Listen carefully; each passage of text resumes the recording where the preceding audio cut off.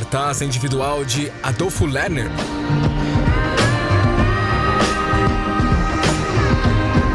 Crueldades Impessoais exibe 15 fotografias fortes e inquietantes de animais mortos em açougues e mercados pelo mundo. Médico cardiologista, Adolfo é fotógrafo desde os 15 anos, mas a veia artística da família falou mais alto com o passar do tempo. A mostra faz refletir o modo perverso com que os homens tratam os animais.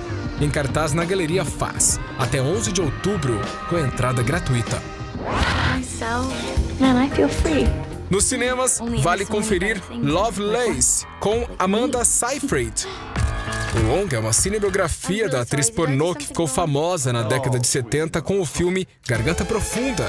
O estrelato meteórico e a vida pessoal de Linda Lovelace são abordados, inclusive a relação com o marido, que a teria obrigado a atuar nos filmes.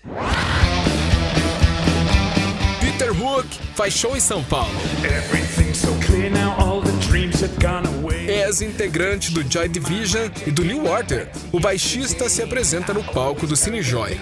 Acompanhado da banda The Light, Hook traz no repertório as músicas de Movement e Power, Corruption and Lies, os dois primeiros discos do New Order.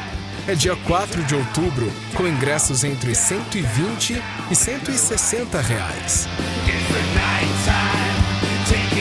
E agora, a gente segue com o Espaço Mix.